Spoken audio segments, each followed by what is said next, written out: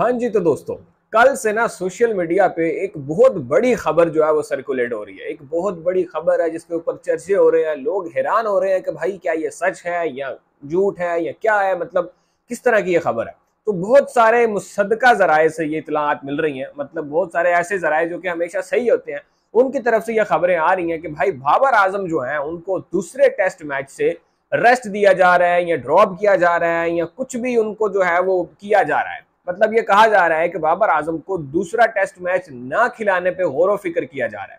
अब वैसे तो ये कोई बड़ी खबर नहीं है भाई, वैसे तो हम कहते हैं कि यार कोई भी वैसी मतलब किसी खिलाड़ी को बिठा देना, रेस्ट दे देना, ड्रॉप कर देना या किसी को ना खिलाना, ये कोई बड़ी खबर नहीं होती है।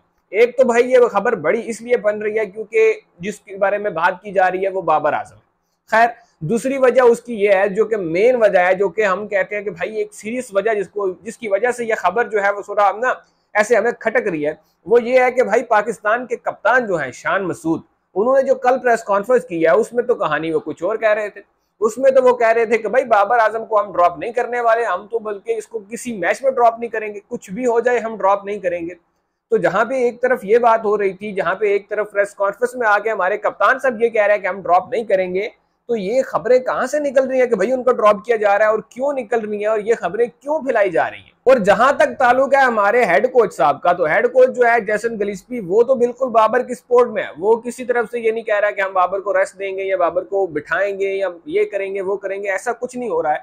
ऐसा ना उसकी जानिब से हमें कुछ देखने को या सोचने को मतलब सुनने को भी नहीं मिला है। तो भाई ये आखिर क्या वजह है, ऐसा क्यों हो रहा है, और अगर ऐसा होता भी है तो इसका क्या इंपैक्ट पड़ेगा, क्या मतलब पाकिस्तानी टीम को इसका कुछ फायदा होगा या नुकसान होगा या क्या होगा, बिल्कुल अभी तो ये समझ से बिल्कुल बाहर है। तो जानेमन सीन कुछ ऐसे हैं कि हमने जो है अगर हम बाबर आजम को बाहर निकालते हैं तो हमारी टीम किस तरह से सेटल होती है। सबसे पहले तो अगर हम चेंजेस का फैसला करते हैं ना, तो सबसे पहले अगर हम देखें भाई प्लेयर्स के नाम, तो हमें सबसे पहला जो खिलाड़ी दिखता है वो है जी साइम अयूब।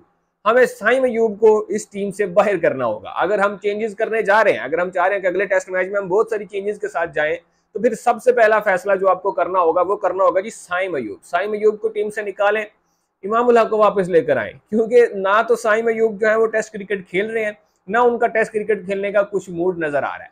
ठीक है, वो टेस्ट में भी भाई T20 की तरह आउट हो रहे हैं, इसलिए उनका मूड नजर नहीं आ रहा। तो भाई आप इमामुल हक को वापस ले आओ, जिथे दी खोती ओथी आई खलोती। तो भाई यही काम आपको अब करना पड़ेगा। साइम अयूब निकल गए, अब्दुल्ला शफीक कोई परफॉर्मेंस नहीं है भाई, पिछले 8-10 मैचों में एक सेंचुरी आई है, वो भी जिस तरह की पिच पे जिस तरह की सिचुएशन में आई है वो भी आप सभी को पता है। तो इस तरह तो फिर टीम में उसकी भी जगह नहीं बन रही।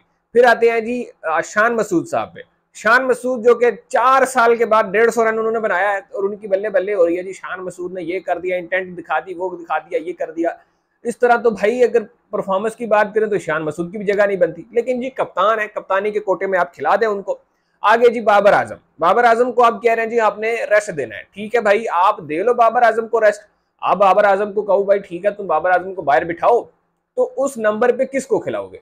आपके पास उस नंबर का कोई बैटर नहीं है। और मैं आपको बता दूं, ये जो लोग कमेंट बॉक्स में आके कहने वाले हैं कि कामरान गुलाम है, भाई कामरान गुलाम, तो जानेमंद कामरान गुलाम इस स्क्वाड में शामिल ही नहीं है।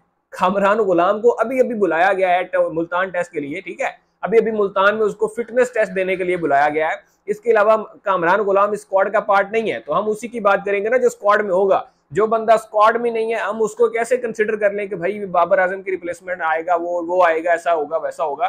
तो अभी तक की जो बात है वो ये है कि जो कामरान गुलाम साहब हैं ये पाकिस्तानी टीम के स्क्वाड में शामिल नहीं है। तो भाई बाबर आजम की जगह कौन आएगा? मोहम्मद हुरैरा स्क्वाड में, क्या उनको खिलाया जाएगा? तो ये उनके साथ भी ज्यादती होगी भाई, क्योंकि वो एक ओपनर बैटर है, आप उसको नंबर 4 पे खिलाओगे तो बात जो है वो कुछ पल्ले नहीं पड़ेगी। उनको तो ओपनिंग में मौका देना चाहिए।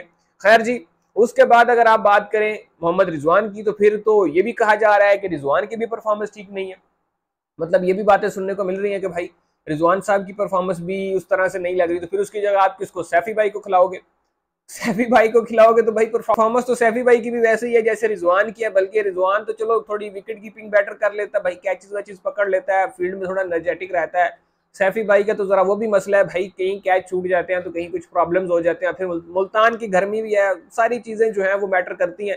सारी चीजें शामिल करके आप फिर यही कहोगे कि भाई अब किसको खिलाएं किसको ना खिलाएं। लेकिन दोस्तों मसला जो है हमारा वो बैटिंग नहीं है, मसला हमारा मेन बॉलिंग है। मसला जो है हमें पेश आ रहा है वो बॉलिंग का आ रहा है। बैटिंग में तो हमने फर्स्ट इनिंग में 550 बना दिए थे। 550 किसी भी पिच पे, कैसी भी पिच हो, रन जो है वो कम नहीं होते हैं। वहां पे हमने इतने रन कर दिए थे। मसला आ रहा है हमारी बॉलिंग का। मसला हमें ये बांग्लादेश सीरीज में भी आया था, मसला हमें ये पिछले 4 सालों से आ रहा है। हमें ये मसला आ रहा है कि भाई हम अगली टीम को 20 आउट नहीं कर पा रहे, 10 भी नहीं कर पा रहे, भाई 20 तो दूर की बात है। हमने बांग्लादेश के खिलाफ भी यही मसला फेस किया। हमने आई थिंक 10 विकेट से उनसे हम मैच हारे थे, ठीक है। हम उसके बाद दूसरा मैच भी उनसे इसी वजह से हारे हैं कि हम उनके खिलाड़ी आउट नहीं कर पाए। अब इंग्लैंड के खिलाफ भी यही रीजन थी, भाई उन्होंने आपको 823 मारा है और आपने सिर्फ और सिर्फ 7 खिलाड़ी आउट किए हैं, आप फिर भी उनकी आल टीम आउट नहीं कर पाए। 823 खा के 150 ओवर करवा के भी हम उनके 10 खिलाड़ी आउट नहीं कर पाए। तो ये हमारे लिए लम्हा फिक्री है भाई। हमारे जो टॉप बॉलर हैं, जो जिनको हम भाई वर्ल्ड बेस्ट बॉलिंग अटैक कहा करते थे कभी, शाहीन अफरीदी हैं, नसीम शाह है, भाई आमिर जमाल हैं, वो नहीं ले पा रहे भाई विकेट्स। फिर वो जो हमारे स्पिनर है जी, मिस्ट्री स्पिनर, जिनके बारे में एंडरसन कह रहे हैं कि ये मिस्ट्री जो होती है ना, इसको जरा T20 वनडे में रखो। ये उन्होंने बयान दिया भाई, एंडरसन कह रहा है ये जो मिस्ट्री होती है ना, ये T20 वनडे के लिए होती है, टेस्ट में कोई मिस्ट्री नहीं होती। हाँ, 2 ओवर देख के खेलो, सारी मिस्ट्री निकल जाती है और ये बल्लेबाज रख रख के टांगे मार रहे होते हैं। और यही कुछ हुआ है भाई अबरार अहमद के साथ भी।